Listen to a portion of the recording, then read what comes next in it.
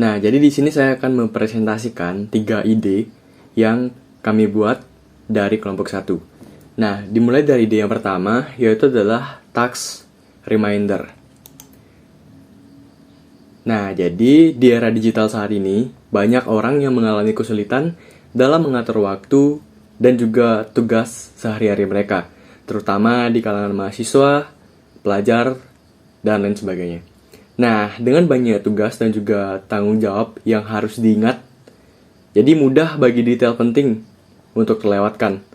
Nah, oleh karena itu, aplikasi Task Reminder ini dirancang untuk membantu pengguna tetap terorganisir dan juga efisien dengan fitur-fitur yang disediakan di aplikasi ini. Lanjut ke proses bisnisnya.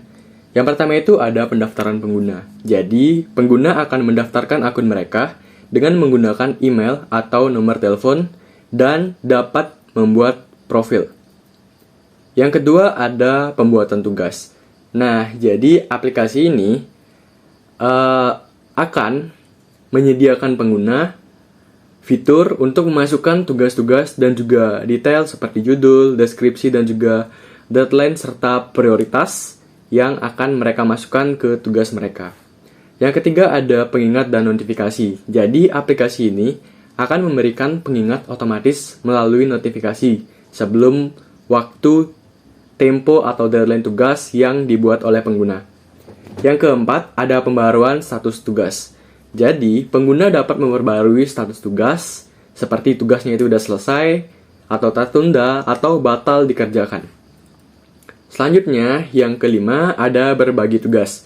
Nah, jadi aplikasi ini juga akan memungkinkan pengguna untuk berbagi tugas atau proyek dengan pengguna lain. Jadi, mereka dapat bekerja sama di aplikasi ini, entah itu mengerjakan tugas kelompok atau yang lain sebagainya.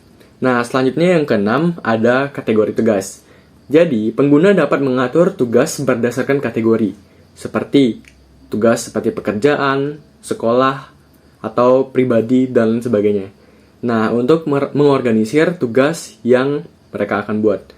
Yang terakhir ada riwayat tugas. Jadi, pengguna dapat melihat riwayat tugas yang sudah selesai ataupun sudah dihapus oleh pengguna. Selanjutnya ada fungsi aplikasi. Jadi, aplikasi ini berfungsi sebagai yang pertama itu memanajemen tugas. Nah, jadi pengguna dapat membuat, mengedit, dan juga menghapus tugas dengan mudah dan juga mengkelompokkan tugas berdasarkan kategori ataupun project. Yang kedua ada notifikasi dan juga pengingat. Nah, aplikasi ini akan memberikan pengingat otomatis melalui notifikasi sebelum deadline tugas atau sebelum jatuh tempo tugas yang dibuat pengguna. Selanjutnya ada manajemen proyek. Jadi, pengguna dapat membuat proyek atau kelompok tugas untuk tugas terkait dan dapat berkolaborasi dengan pengguna lain untuk membuat proyek atau tugas bersama-sama.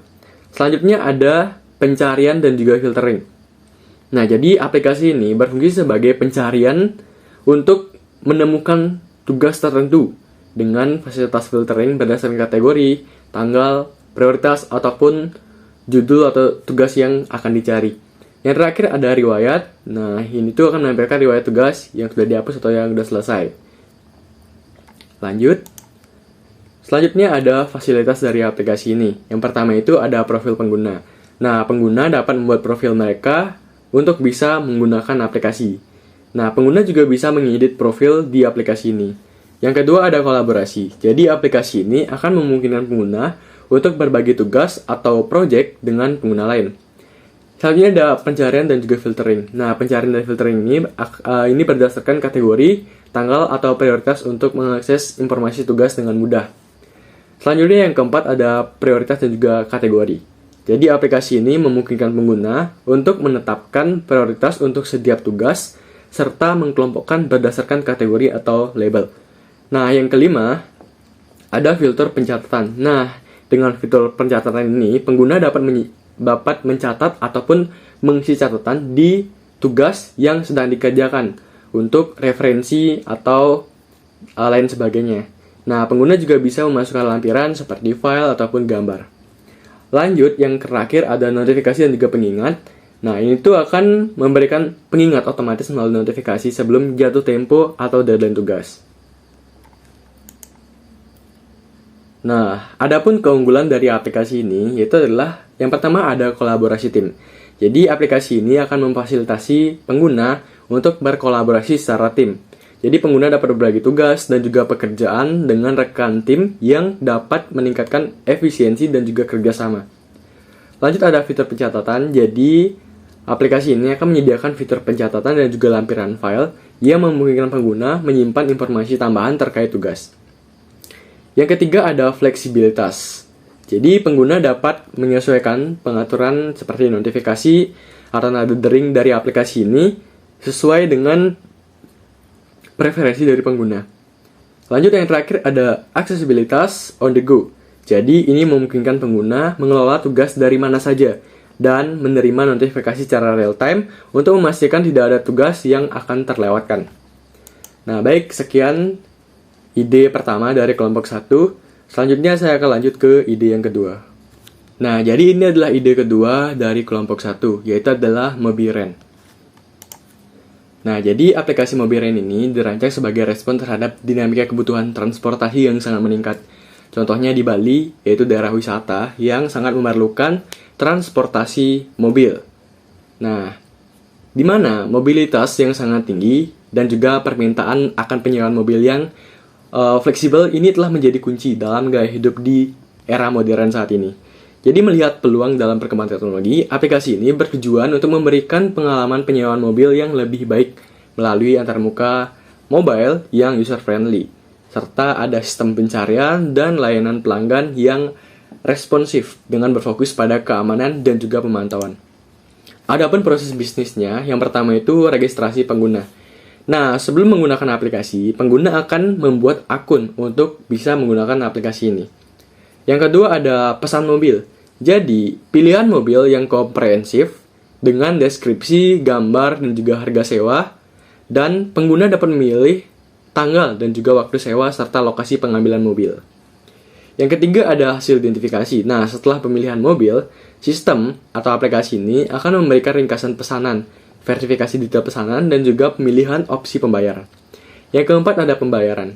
Jadi transaksi di aplikasi ini akan melalui gateway atau pembayaran yang sudah terpercaya seperti bank, BRI, BNI, BCA, dan lain sebagainya. Dan juga ada tersedia pembayaran harian, mingguan, atau bulanan. Yang kelima ada pengambilan dan pengembalian. Nah, proses check-in dan juga check-out ini akan mudah dilakukan melalui aplikasi. Jadi pengguna dapat memberikan ulasan dan juga feedback setelah melakukan pengembalian. Yang kelima ada pelacakan mobil. Jadi aplikasi ini akan menyediakan fasilitas pelacakan GPS untuk memantau lokasi mobil selama penyewaan untuk mencegah penggunaan yang tidak diinginkan. Selanjutnya ada fungsi aplikasi. Jadi aplikasi ini berfungsi sebagai yang pertama itu adalah untuk memanajemen akun pengguna. Jadi di aplikasi ini, pengguna dapat mengedit profil, mengelola preferensi dan juga riwayat transaksi, serta notifikasi untuk penyewaan eksklusif dan juga pembaruan. Selanjutnya ada pembaruan status mobil. Nah, jadi aplikasi ini akan memberikan informasi secara real time tentang status dan juga ketersediaan mobil dan pemberitahuan untuk perawatan rutin dan juga perbaikan. Selanjutnya ada pencarian dan juga filtering. Jadi pencarian dan filter mobil berdasarkan merek, model, dan juga harga. Lanjut ada pusat bantuan. Jadi aplikasi ini akan menyediakan modul bantuan untuk membantu pengguna memecahkan masalah atau mendapatkan informasi tambahan terkait dengan mobil yang mereka rental atau terkait dengan penggunaan aplikasi. Selanjutnya ada notifikasi. Jadi aplikasi ini akan memberikan notifikasi tenggat pengembalian mobil, promo, serta lain sebagainya. Lanjut, ada fasilitas aplikasi. Yang pertama itu ada pembayaran yang aman. Jadi sistem pembayaran online yang aman dan dengan opsi pembayaran yang banyak seperti kartu kredit, transfer bank, atau metode pembayaran digital lainnya. Lanjut ada pencarian. Jadi pencarian ini itu menyediakan fitur filtering untuk nantinya pengguna dapat mencari mobil berdasarkan merek, model, dan juga harga rentalnya. Lanjut ada notifikasi. Nah, jadi notifikasi ini akan memberikan pengguna pemberitahuan secara real time untuk status pemesanan, pengembalian, pengambilan, dan juga informasi penting lainnya. Lanjut ada chat atau layanan pelanggan. Jadi, penggunaan layanan chat dalam aplikasi ini akan terintegrasi dengan platform layanan pelanggan untuk memberikan dukungan dan juga jawaban yang cepat. Lanjut ada pembuatan dan juga pengelolaan profil. Jadi pengguna dapat membuat profil di aplikasi ini dan mengubah informasi profil. Yang terakhir ada informasi pemesanan dan juga pengembalian. Nah, jadi aplikasi ini akan memberikan informasi terkait proses check-in, check-out yang mudah melalui aplikasi dan juga lokasi pengambilan dan pengembalian mobil. Nah, yang terakhir ada keunggulan. Jadi, keunggulan aplikasi ini yang pertama itu yang pastinya adalah kemudahan dalam penggunaan. Nah, antar muka yang ditampilkan di aplikasi ini akan memudahkan pengguna dan institutif untuk memudahkan pengguna dalam penggunaan aplikasi ini. Yang kedua ada fleksibilitas pemilihan mobil. Jadi penawaran berbagai jenis mobil dan juga model untuk memenuhi kebutuhan berbagai kalangan dari pengguna aplikasi ini. Yang ketiga ada lokasi pengambilan yang fleksibel. Jadi aplikasi ini akan memberikan informasi terkait lokasi pengambilan dan juga pengembalian mobil di berbagai lokasi yang sudah ditentukan oleh penyewa rental dan juga aplikasi ini. Nah, baik, mungkin sekian ide kedua dari kelompok 1. Selanjutnya saya akan lanjut ke ide yang ketiga. Baik, jadi ini adalah ide ketiga dari kelompok 1, yaitu adalah aplikasi QuizQuest. Nah, jadi aplikasi QuizQuest ini adalah aplikasi yang menyediakan kuis yang bervariasi. Tidak hanya menyajikan kuis dari berbagai topik, tetapi juga aplikasi ini akan menyatukan berbagai elemen hiburan untuk membuat pembelajaran kuis akan menjadi lebih menarik.